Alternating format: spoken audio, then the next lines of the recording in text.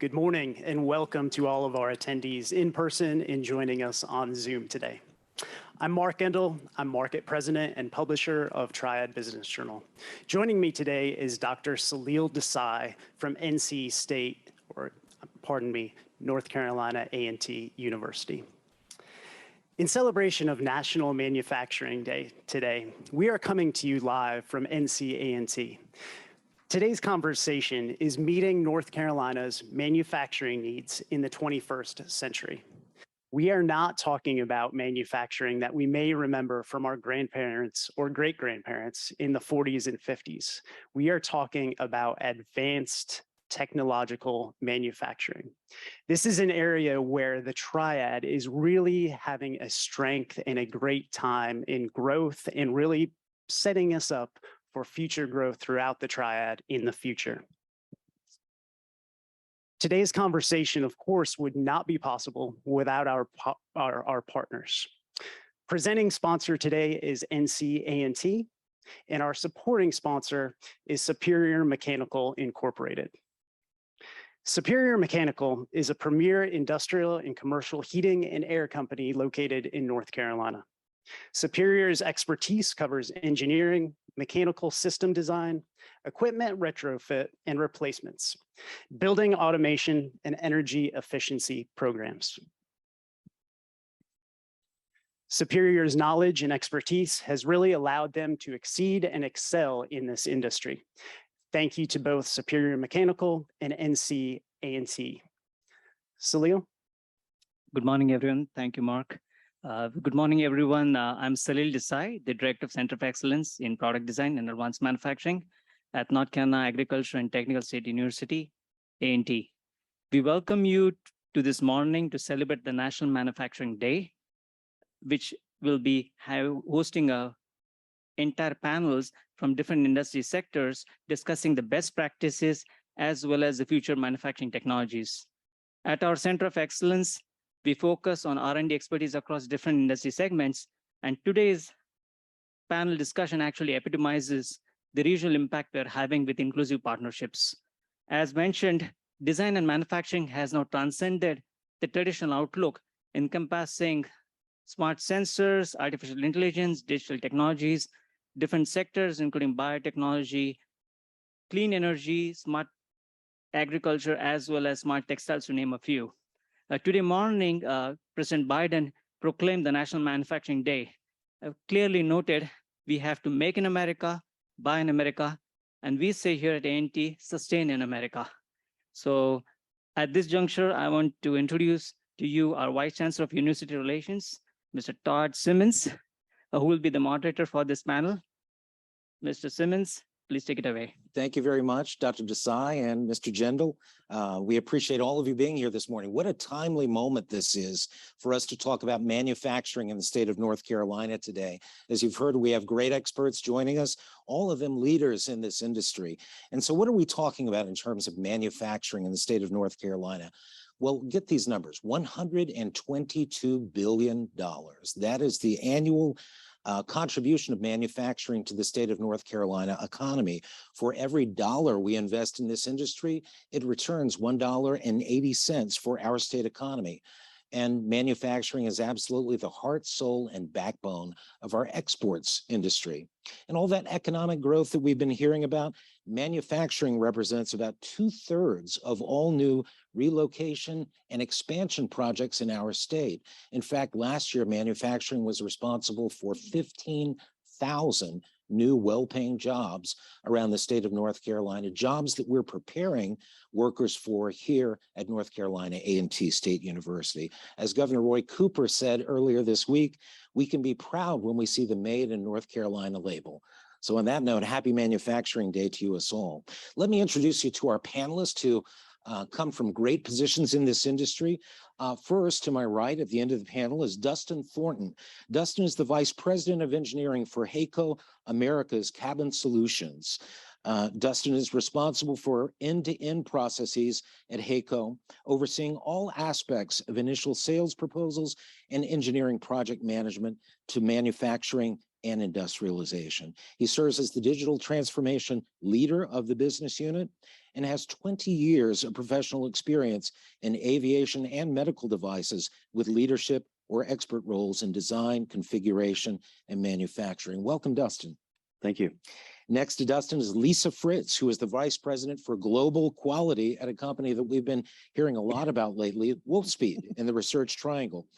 Lisa is an experienced quality and engineering professional, more than 25 years in the semiconductor business, 4 of them at Wolfspeed, previously known as Cree. Prior to joining Wolfspeed, she served for 20 years at the legendary Texas Instruments, most recently as quality director for its high volume analog and logic businesses. Her experience covers all aspects of semiconductors, including manufacturing, quality, new product, new technology development, you name it. She holds a Bachelor of Science in Electrical Engineering from New Mexico State University. Welcome, Lisa. Yes, thank you. Thank you for coming. Next to Lisa is Mr. Jerry Cook. Jerry is the Vice President of Government and Trade Relations for Hanesbrands, which includes household names such as Champion, Legs, Playtex, Maidenform, and of course, Hanes, with sales of more than $6 billion annually. Mr. Cook joined Hanesbrands in 1987 and has managed various engineering functions and strategic planning roles. He's a graduate of Auburn University and resides in Winston-Salem. Welcome, Jerry. Thank you. And next to Jerry is Jeff Foster, the CEO, president, and co-founder of Core Technology Molding Corporation. Based in Gateway Research Park here in Greensboro, CoreTech is an advanced injection molding solutions company producing for 150 clients around the globe, such as BMW, Volvo, Merck, Pfizer, Eli Lilly, and Sony, to name just a few. Jeff founded CoreTech 16 years ago, which is an interesting story, by the way, with yet another expansion now set for 2023. He has been named Greensboro's Entrepreneur of the Year and the Ernst & Young Southeast Entrepreneur of the Year. And best of all, he's a North Carolina A&T graduate, and today is an adjunct professor, in addition to all of that, in our College of Science and Technology. Welcome, Jeff. Thank you. Thanks for having me. Well, we're so glad that all of you have been able to join us today. And we have, as I said, what a timely time to be taking on this topic. The most recent developments in North Carolina include, of course, Wolfspeed's plans for a $5 billion semiconductor chip manufacturing facility that will include 1,800 high-paying jobs. A new $4 billion assembly plant being created by the automotive startup VinFast that will bring an estimated 7,500 new jobs. And Toyota's coming battery plant here in the Greensboro area, worth $1.3 billion and representing at least 1,750 new jobs. That's a lot of employment, and I can guarantee you that our students will be pursuing those new roles. So we all know that North Carolina is now ranked by CNBC as America's best state for business. But what is it that makes it great for these and other manufacturing concerns? Jeff, could we start with you? Sure. For Core Technology universities. So when I look at our pipeline, our talent pipeline, we're recruiting very heavily from North Carolina A&T, but there are several schools in this region that are highly ranked. They bring talent to the area. So there are students who want to stay in the area, and they're not talking about relocating. That's right. So when I look at this area and being so close to North Carolina A&T, it's an obvious one. There's a lot of talent that we can fill our pipeline with. So Jerry, from your perspective, what is it that makes it so great for this sector in North Carolina? Yeah, I think North Carolina, number one, is its people, hands down. And it's the willingness to meet challenges head on, solve them, and engage through education. But when you look at where we are today, it's like a multi-sphere. You have great public education, you have great colleges, but we also have an asset that few states have, and that's community college system that also gets directly involved for applied learning, for applied knowledge on the job. And it's the ability to rally quickly around the opportunities that we see is also challenges. And you see that from 20 years back. If you follow 421 through the state, it used to look kind of like a tough future ahead, but look at where we are today. And it's the everyone across the state coming together and really chasing a future but being accountable for their own future. To your point, I think it's an underappreciated fact that we have one of the best community college systems in the nation. When you look at the top 10 community colleges, 6 of them are North Carolina campuses. So it's great to see. Lisa, we've been hearing a lot about Wolfspeed in particular. You guys have a big expansion coming, and I think even more on the books there. So why North Carolina? Why is it such a great place for Wolfspeed? Let's go back to the history of Wolfspeed. So formerly Wolfspeed was Cree, right? And Cree grew out of North Carolina State, right? That's where our founders came from. This is our home, and we want to continue to invest in our home. And same as these two gentlemen shared, that the range of the education system and the opportunities here in North Carolina, and let me add on the research and development opportunities, because we're just getting started. I know we're 35 years in, but honestly, we're just getting started. That's a key place to stay here and grow. The people really do make the difference. And we need folks from the operator level to the technician to, bachelor's through the doctoral. We need everybody. And this community and the education system and how we're going to partner with everybody can provide that. And that is the key strength of North Carolina. And maybe I'll add on one other item. I moved here from Texas. I've been here 4 years. But the whole environment, the state, what it has to offer, right? The people, the infrastructure. But then when you go beyond work, we love it here, right? And that's a big attraction factor as well. So the government, the communities, they're willing to invest in us as a company, and we're willing to invest back. So it's a great community and environment to be in. And of course, Wolfspeed located in the Research Triangle. Yes. What a great ecosystem that is to be part of, from just the collaboration that's available within the park. Yes, absolutely. That was a big draw for our, the start of our company and to stay here. Thank you. Dustin, HAECO has an incredible history here locally and has gone through a lot of changes, but continues to call North Carolina its home here. From your perspective, what is it that makes this state so great as a manufacturing location? Well, I think I would echo a lot of what everybody else has said. Is you got the people, you got the pipeline of education, the vocational and the community college arrangements are quite unusual coming from the West Coast. In Arizona, it wasn't the same level of emphasis. I think the other thing that I would add is you look at climate. We have a very temperate climate. The state has gone to great lengths to invest in the infrastructure, the highway systems, the transportation systems, and the airport, even at PTI, although it's not a large airport. One of the reasons why it's such an important asset to the region is it's equidistant on the US. If you've ever looked at that from the tip of Florida to the tip of Maine, it's smack dab in the middle. And so it serves a huge logistics center. And I think you kind of combine all that together with, as Lisa said, with the outside of work aspects, there's a lot of draw and there's a lot of interest. And I think that the quality of the people in the community is really, I think, what attracts us to stay and attracts us to continue to. You come from a particular niche in the manufacturing industry. It's one of the big growth spots. When we look at the different parts of manufacturing that are heavy growth, all of the top lanes are represented here in North Carolina. I would guess, Lisa, that's no accident. So that's absolutely true. We've heard a lot about all of the growth in North Carolina, all the wonderful things that are happening here. But what we don't hear nearly as much about are the companies that have considered North Carolina, but they chose someplace else. Is there anything that's happening elsewhere in the United States that we think we could use as a model, or for that matter around the world, to improve areas where we're not succeeding? I think localization is very important. So all of our suppliers are within 2 hours in North Carolina. Pre-COVID, most of our suppliers were in Europe, and we were trying to get materials here and on ships. We were flying material around the world. But with localization, you're able to provide a finished product within a couple of hours.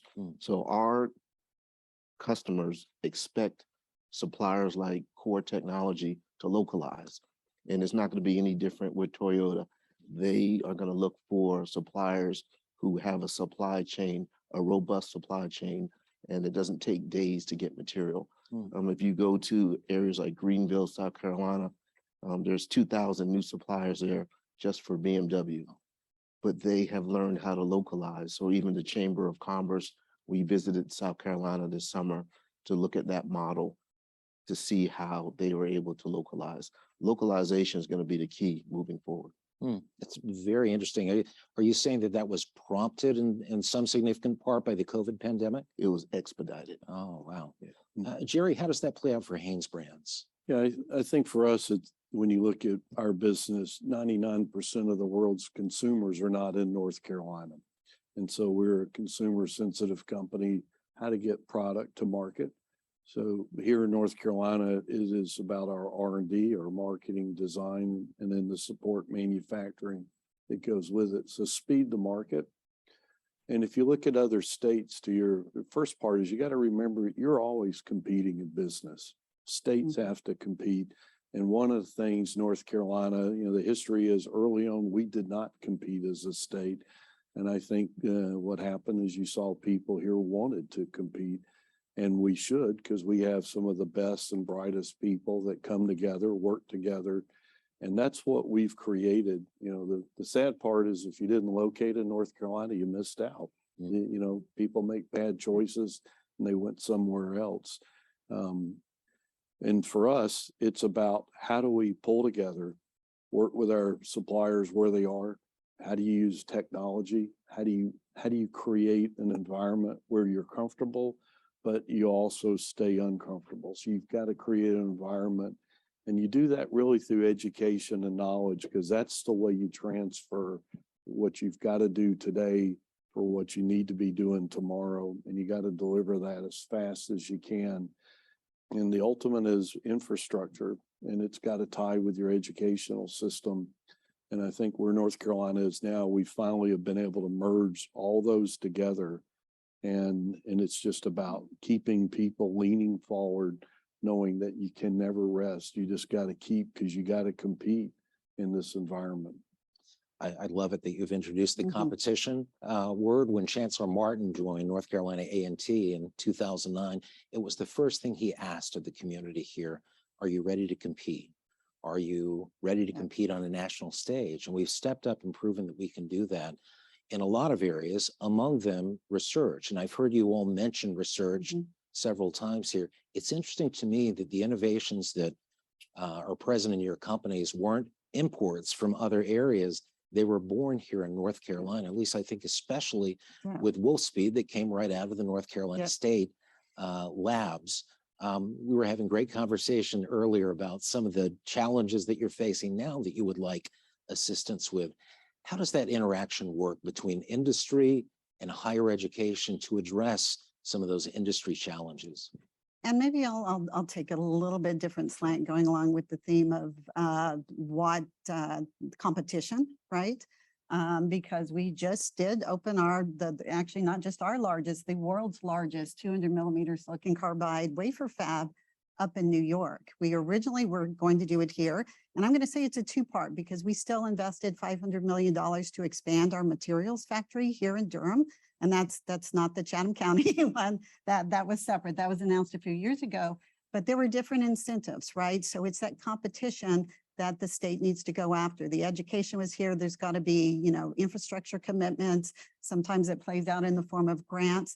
But the other little piece, and I'm going to share, saw this in Texas too, goes towards that, and this will tie in with the education piece, goes towards that research. One of the extra little bells and whistles we got was a prototype lab associated with the Nanotech Center up there. And we've got Cimatech, out in Texas.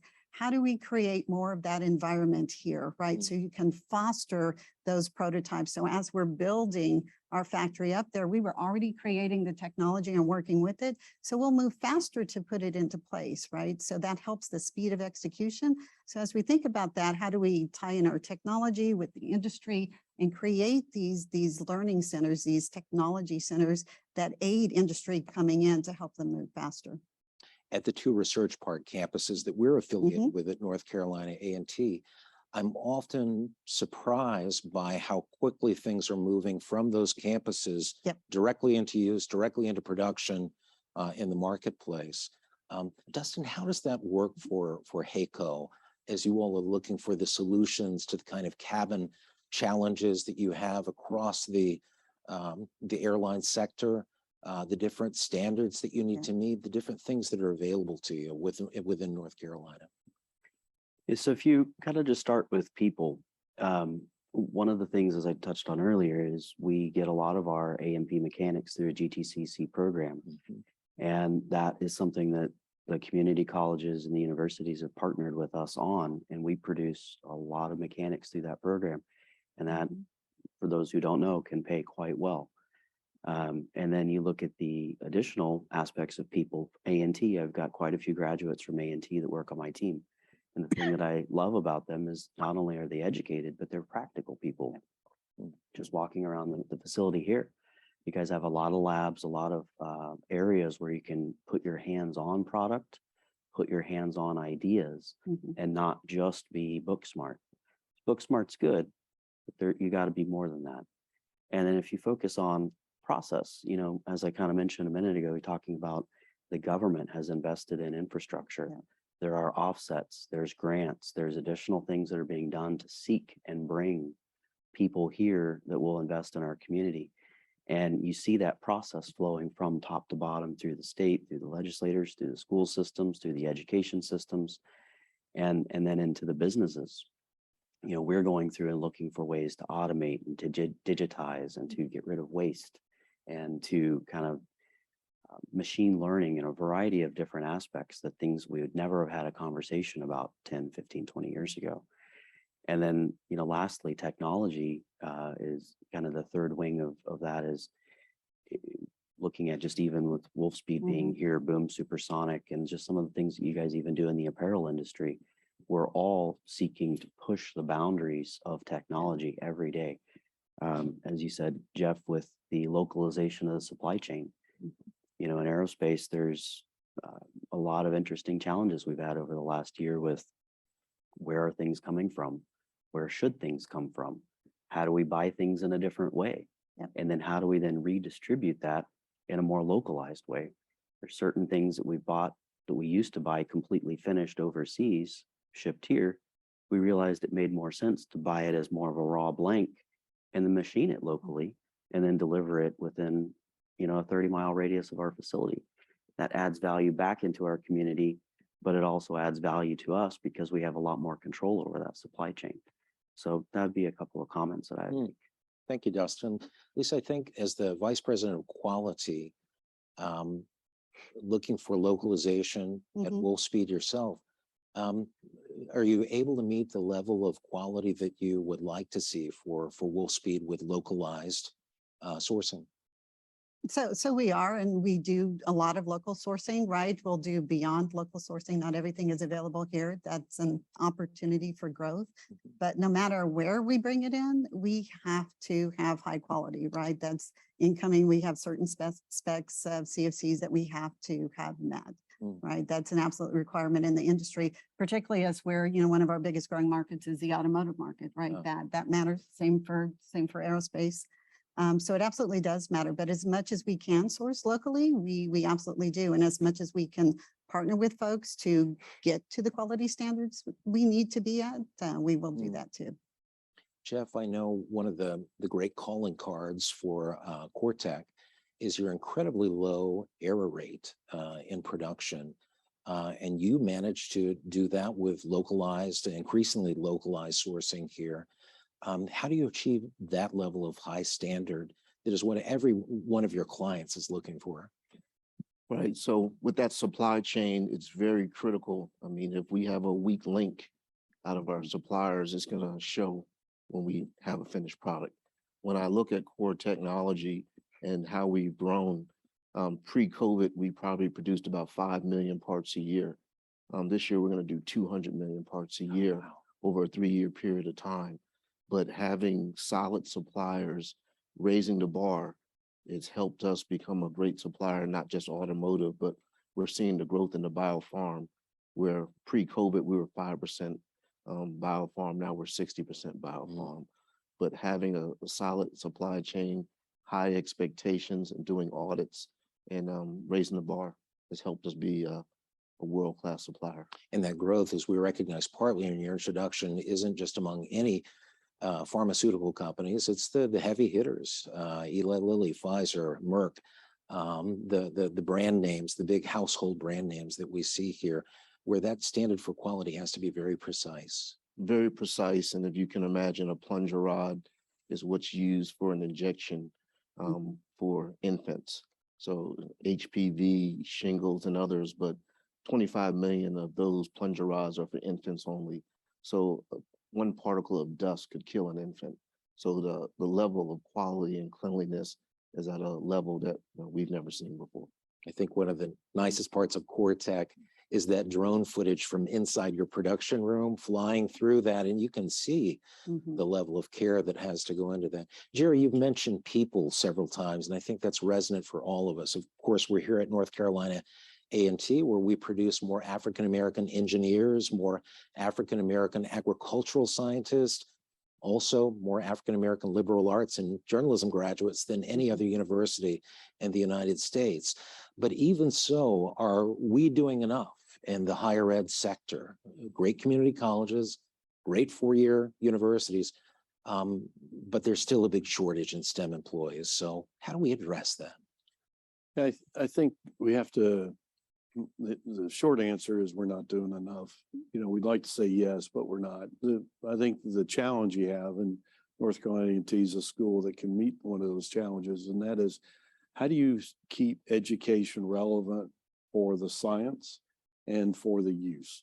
You know, the common thing the four of us have is people are our end customer, and people is who goes to school to gain knowledge for advancement.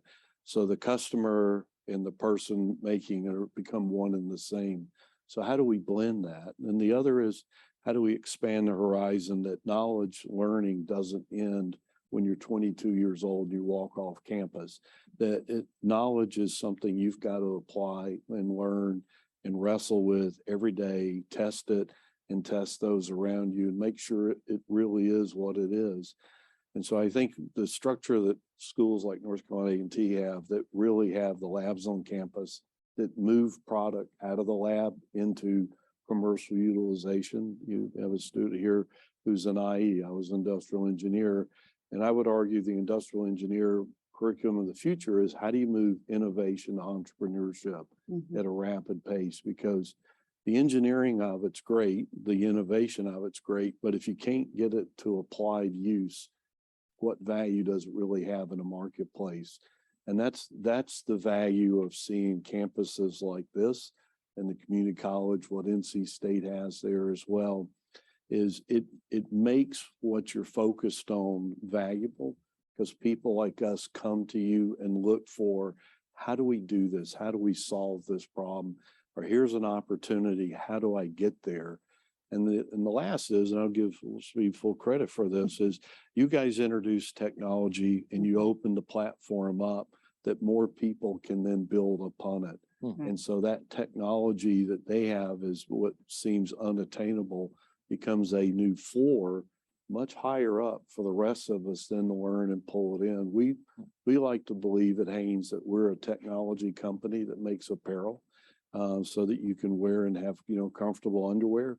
But it is about pulling all that together through people, for people. And that's what universities really need to understand. That's fascinating to me. So Wolfspeed is innovative in open source technology, it sounds. Yes. No, that was one of the items. So Greg Lowe has been with our company, I think now 5 years. And I was sharing at one of our very first town halls, so I've been with the company there was the question of, why are we starting to sell our silicon carbide material to our competitors? And it's, you have to seed the market, you have to grow the market, right? We've got to make it available. We make a certain amount of chips that we're focused on. but the possibilities for silicon carbide are endless, right? We're just starting to unleash them. So we need to get the material out in others' hands to also kind of give that competitive edge. It keeps us competitive as well, right?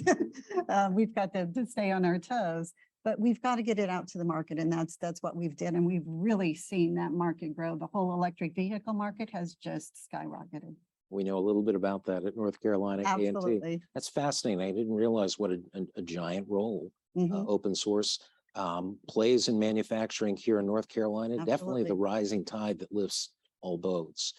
Dustin, is HAECO able to find its employees in state? Is there, or do you find yourself having to look out of state for this very specialized niche within the airline industry? Well, it's an interesting question, and it's something we've wrestled with in both ends of the direction. Is we have recruited from out of state, and we have recruited locally as local as A&T. A couple of our highly productive associates came from A&T, and I think it's class of 2019. The short answer, kind of going back to your first question of are we doing enough? The answer, I think, is no. If you look at the technical output of colleges and universities in North Carolina, I think it accounts for about 11% of graduates in the technical arena. And there's a lot of money and a lot of interesting career opportunity in a technical future. And I think there's a lot of other areas or sectors of commerce that attract people more than technical. And I think that's our responsibility as leaders in this to figure out how to give it that glamour back, that kind of create that appeal again, to create that draw. To address another thing, I think one of the things that we're not doing enough of is the practicality of beyond just the labs, which I know you do a lot of here, is there's a lot of basic requirements that we find recent graduates or people who've been 10 years in industry don't have, time management skills, project management skills, just basic aspects of handling life. And I think one of the things that Jeff said earlier, I think is really key, and Jerry, you mentioned it as well, is taking that entrepreneurism, the business acumen, and then figuring out how to leverage that through technology and digitization. That right there is really going to be the best marriage of all of this together. And historically speaking, manufacturing was good people, well-trained, and just a humming assembly line. But the factory of the future is going to be those same type of people who've been upskilled. They're robotics technicians, they're engineering, they're CAM operators, they're a variety of different things. And that's going to require a cultural shift in the way we think and the way we communicate that in our communities. We've got to grow. We've got to grow with those times and those changes. So we did recruit a lot externally for a while, but we found our best success in the last probably about 3-4 years has really been to stay as local as possible. And I'd say probably about 40% of our gains in staffing has come through A&T. Fascinating. We often talk about the historic lack of appropriate employment for many of our STEM related graduates when they go out into the workforce. We're seeing that change very quickly now, that the level of companies that they can go to work for here and the challenges they can take on is significant. And those high paying jobs that we were talking about that came to North Carolina last year, the average pay was $83,000 a year for those positions. So these are not lower level opportunities. They're great things. Jerry, can we come back to you? What kind of employee is it that you're looking for? Well, we're looking for a lot of different types of employees, but the most number one is people who are eager, who understand they don't have the knowledge themselves. So they're going to integrate with the neighborhood they're in, and they're going to chase a future, and they have to inspire themselves. So the thing, with my team, I always tell them, when you get up in the morning, the first person you need to impress is who you see in that mirror. Oh, wow. We sometimes think that it's everybody else, but you got to impress yourself. And what we then turn to is for people who are hungry for what's right and how to do it right and how to do it the fastest. And that goes across the whole game of engineers, business leaders, but also people leaders, because you get in a group and it's a hard day. When you go to work it's easy to have victory sometimes, but sometimes it's just hard to deal. COVID taught us that you got to be able to get up every day and hit it and make it and keep your team going and keep looking for the better. And that doesn't always happen. That's one of the reasons why we like in-class experience. That's why we like being present, because we find that the value of people together tends to inspire a better outcome.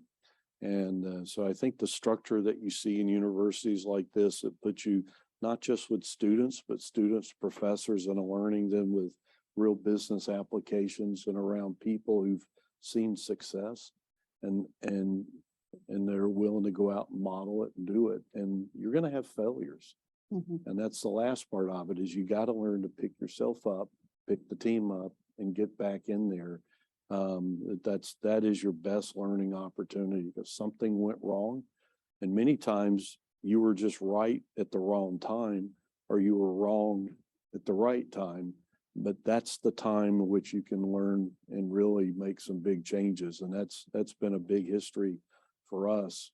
And you know, we're all over the world, and we need people who can work with others successfully. Sure. Thank you. Jeff, you hire so much from North Carolina A&T, and we just read in the Triad Business Journal that you have additional jobs that you're going to be making available. What do you look for in those new staff members who come out and join an organization that's already very well known for quality and standards? To piggyback on what I heard, people that are hungry, but I think more important now, we look for people who are innovative. So right now we are doing things outside the box. We're not just using plastic injection molding. We're actually compounding hemp into the polymer to reduce the weight. So with the HAECO, with the aerospace, with BMWs, with Volvo, everybody wants a lighter vehicle. So we're looking for employees who are thinking outside the box, not just your traditional conventional injection molding, but these are the opportunities that we're seeing, especially in North Carolina. There's so many hemp farmers in North Carolina. So they're helping us, working with the nano engineering as well, where they're helping us develop a product that is going to save millions of dollars for our customers. So we want people who are innovative and not just looking for the traditional way of doing things. A&T is a pilot campus, a test campus for the hemp industry here, and has helped give birth to a lot of those hemp-related concerns in the agricultural industry. It's fascinating always to see the different variety of products that hemp is being made into these days. I want to throw this out to all of you. Industry 4.0, which translates to smart manufacturing or digitalization of the manufacturing sector, is the trend of the future and will impact several legacy manufacturers in this state, perhaps yours among them. As a state, are we ready for Industry 4.0? What strategies are your businesses using to adapt to acclimatizing the shifting dynamics in this field? I was going to say, I'm happy to start. Sure. And I think I had a chat about this a little bit earlier. It's easy for us to put that in place as we're building new factories. We did that in New York. We're going to do it here in North Carolina, but you have to pull in all of the high level of automation and the robotics, right? The artificial intelligence. And I'll share, I learned a lot through my son who just graduated with his PhD on machine learning, right? When we talk about how do we expand with the environment in mind? How do we not waste resources? When you utilize artificial intelligence and machine learning, you're able to do fewer experiments to really get to the answer sooner, right? That goes with that curiosity and innovation we're looking for in folks. But we have to pull all that in. And as we move to our new factories we're building, that's going in. And we also look back to see how we can pull that into our existing infrastructure as well. But utilizing all of that is how we're going to move farther faster is how I would say. But we're pulling everything Dustin mentioned, we're pulling that in. Dustin, how about for HAECO, Industry 4.0? Is this a topic that's often heard in your conversations at the corporate level? It is, and kind of helping lead some of the digital transformation and some of those different aspects of automation, machine learning, computerized inspection. we have a lot of discussions about these things, and moving from where we currently sit today in aerospace, it's a very traditional, very manual, very regulated, and very specification driven business. And to bridge that gap, it's a cultural process. You've got to break a lot of old habits. You've got to break a lot of old ways of thinking. And the hardest part, as you were mentioning, is when you have an established facility with an established production line, with an established personnel base, a lot of that digital 4.0, manufacturing 4.0 can be seen as a threat. And really, it needs to be seen as a growth opportunity or a transformational opportunity, not just for them. Because if you think about a traditional line operator that assembles product X, Y, Z, if that was then turned over to some sort of a robotic instrument, they could then become an operator or a programmer of a robotic instrument that manages several things. That's an upskill, that's a pay increase, that's a reduction of harm to your body, higher safety arrangement in your factories, and a different level of cleanliness and all this. So we're looking at it, we're working on it. We actually have piloting in our factory a new, I'd say a step towards that direction with an automated line that continues to move as the associates would assemble product on that, as opposed to our traditional handoff to handoff and op sequencing.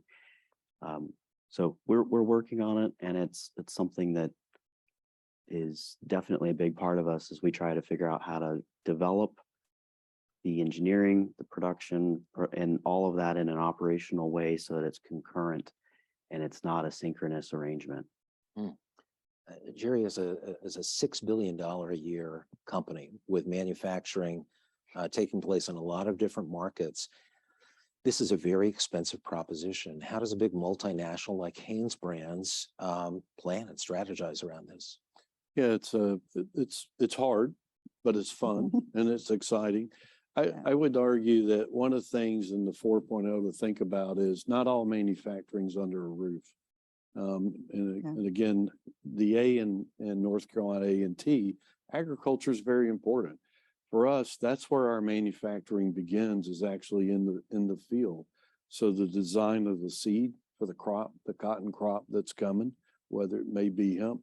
So how do you design that agricultural crop so that right there, your raw material is taking form to have the right mineral content, the right transformation, so that when that fiber goes into the knitting area or the non-woven area, it is the optimum fiber so that you're getting that base. Because when you look at a t-shirt or a pair of socks, 85% of that is the fiber that's been orientated and put together. So we see the future is we've got to change, deregulate the economy as fast as you can.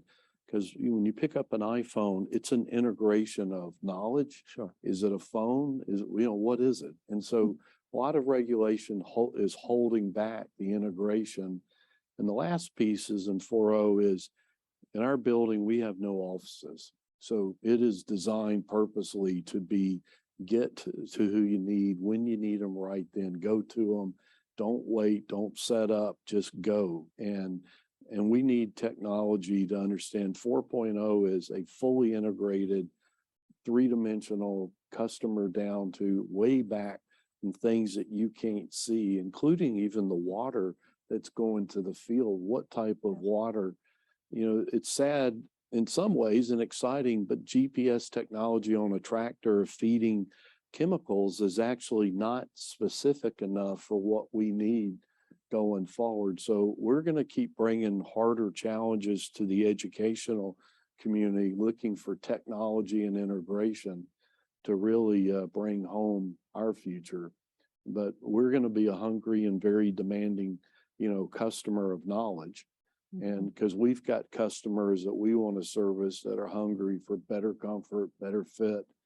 And the last is for us, it's circular. So like in this room, when you're done with that water bottle and you don't throw it away, you recycle it. We used 90 million water bottles last year, converted the polyester fiber.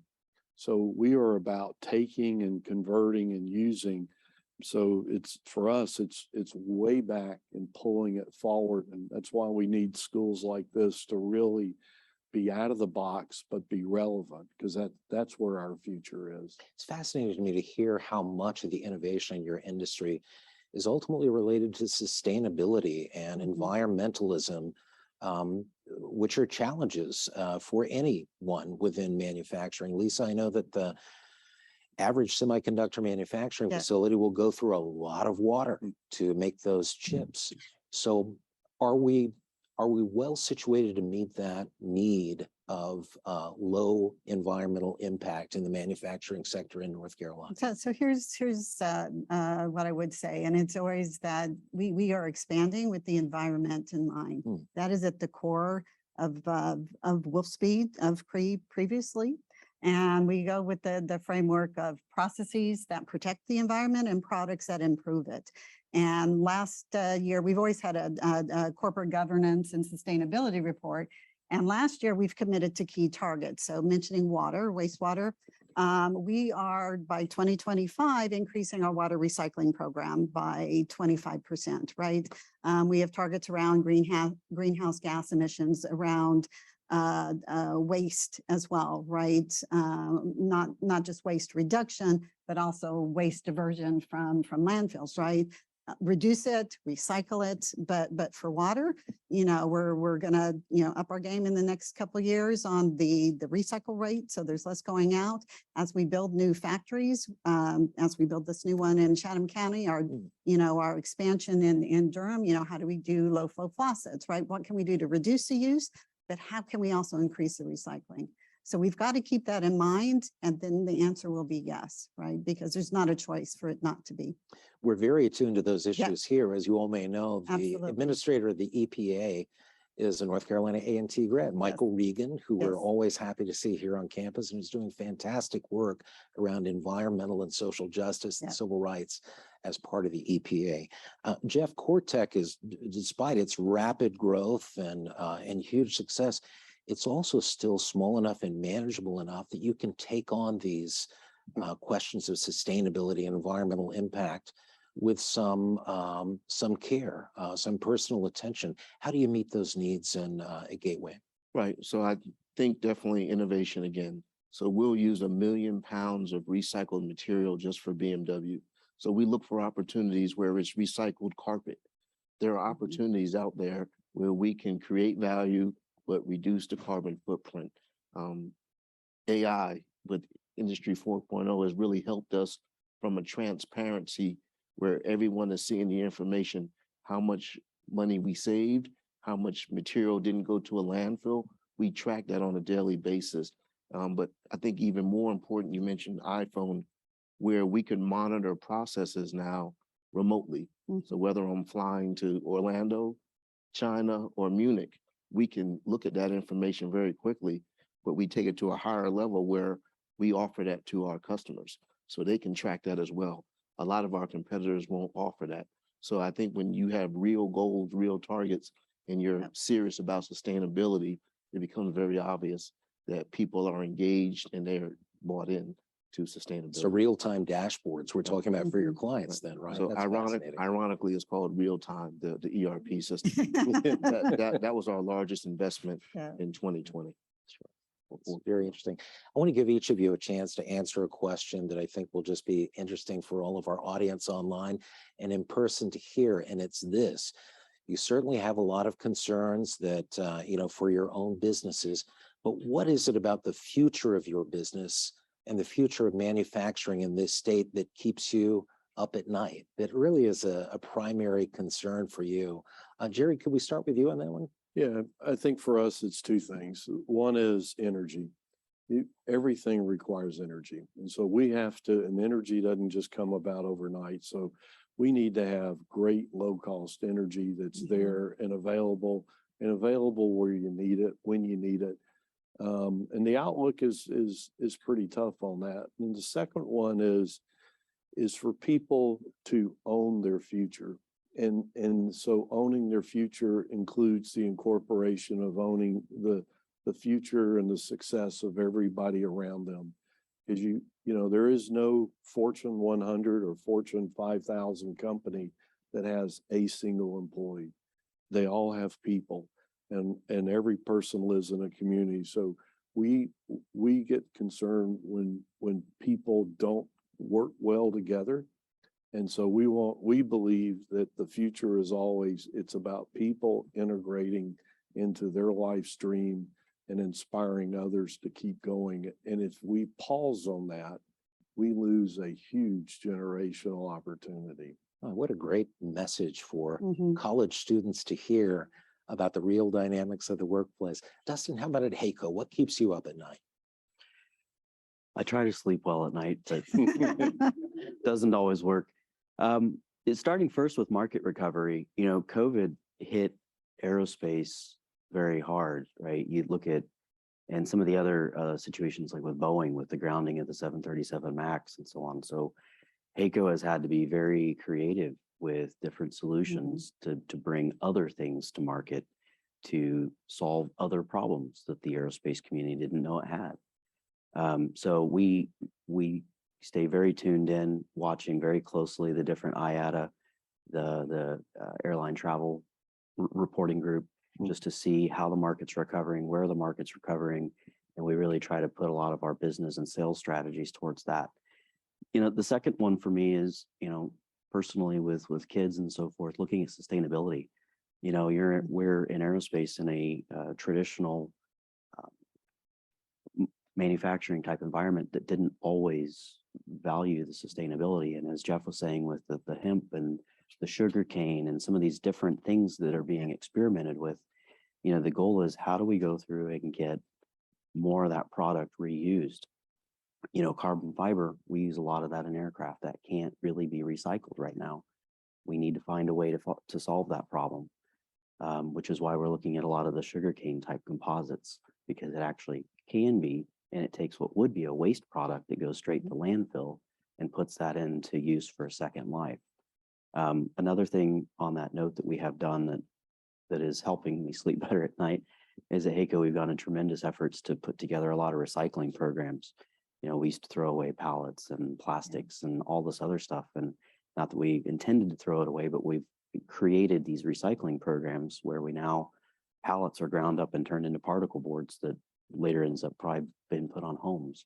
And all the plastic cast off gets shipped out to the manufacturers. It gets reground and spun cast and things like that. So lastly, I think it's the future generations as we're looking to ultimately look at replacing ourselves as we grow in business and grow out of business. I really want to see a generation come forward that values, personal accountability. You're in charge of your own destiny. So whatever may have happened, that's the past. Look to your future. What do you want? And go make it happen. And I think the last thing is, really, work is kind of a 4-letter word, and we've got to get through it every day. But when you can do it with people that make it fun or try to work together and put our egos aside, that's how business is done best. Fascinating. Thank you, Dustin. Lisa, how about at Wolfspeed? What is it that I would say on with your mind? Wolfspeed, it's very similar, but one of our biggest challenges is the demand for silicon carbide, particularly coming from the electric vehicle, from the power market, has just grown exponentially, right? So the demand is increasing so fast. How can we keep up with that? So that translates into, and I'm going to start with people, right? People bring me great joy in my life. I'm very extroverted. But that's also what keeps me up at night, is filling our pipeline. And something I haven't gone on into here yet is, our engagement with the NCA&T, right? We committed $4 million in 2020 to put together very focused silicon carbide undergraduate programs focused on silicon carbide semiconductor manufacturing technology. We have to start feeding a very specific pipeline of skill sets and mindsets and technology that will partner closely with NCA&T to build. as well as for our existing professionals, right? How do we grow their skill sets? How do we have programs for operators to get to technicians, technicians to get to engineers, et cetera, right? Fostering all of those programs. So we've got a really great thing we've started, and we need to see fruition of that, because the pipeline of skilled workers at multiple levels is a big need as we really, really grow and expand. And then I'll turn it to energy, right?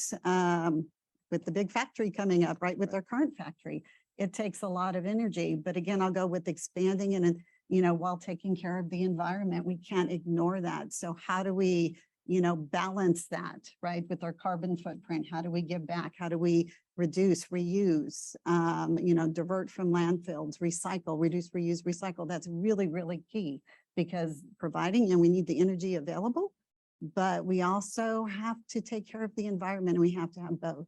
So keeping that sustainability balance is super key there. So to me, it's still kind of similar. It is people and energy. Yeah, great, Lisa. Jeff, how about a core tech? I'd have to say energy as well. Yeah. So if you can imagine, we operate 356 days a year, 24 hours a day. Duke Energy loves us. And we gotta figure out a way where, Yes. whether it's solar on the roof or wind turbines, how we can start powering the machines. When we have 300% growth, that's great, but our energy usage is going up as well. Yeah. So we, as a company, have to figure out a way where, how can we utilize the energy, and whether it's wind turbine, but we have to figure out alternative energy. That's very important, as well as the pipeline. So we talk about A&T engineering students. We're working really closely with Guilford County Schools, with our nonprofit Molding Kids for Success. These are middle schoolers, and we're trying to create a pipeline to expose these children so they're not 17, 18 years old and say, I want to be an engineer. They're getting it in their mind, their parents are. So trying to create the pipeline started in middle school versus in high school and college. So those are things that for the next generation, we're going to need more STEM students. So those are very important to us. What great responses from all of you. And I just want to recap for the college students and faculty who may be listening out here, 6 points. Energy, a top concern for all of these manufacturers. Employees who can own their own future and be great fits in the marketplace in collaboration with fellow employees. Number 3, market recovery. All of the manufacturing concerns, particularly in the aerospace industry, are coming back from some tough times during COVID. A sustainability impact on the environment and future generations. We hear that as a top concern. The demand for product and being able to keep up with that in a rapidly growing industry. And lastly, the pipeline that we've all spoken about, not just from the college level, but actually starting back in the grade school level to make sure that people are properly prepared for those jobs that they'll be learning about as they go into the college sector. So on behalf of North Carolina A&T, I just want to thank all of you for being here for a great panel discussion today. And I want to thank our partners from the Triad Business Journal, from Superior, and for the Center for Excellence in Product Design and Advanced Manufacturing for the great work that you're doing here in our community. With that, I'll turn it back over to Mark Gendel and Salil Desai to close us out. Thank you very much, Todd. So once again, thank you for the wonderful insight. I think they're very probing questions, as well as really this is an enlightening aspect. Some of the questions I just want to, maybe some of you may want to answer from the audience, but very reflective is how someone said they've been in manufacturing for 10 to 15 years, and it's time for them to retrain, cross-train, rework.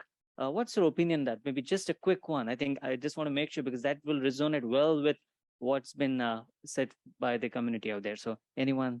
Jerry, I think that was you. Yeah, I would say one is do it. And it's do what inspires you, and not necessarily what you think you need to do, but cross-train in the areas that you really feel passionate about, because that's your magnet.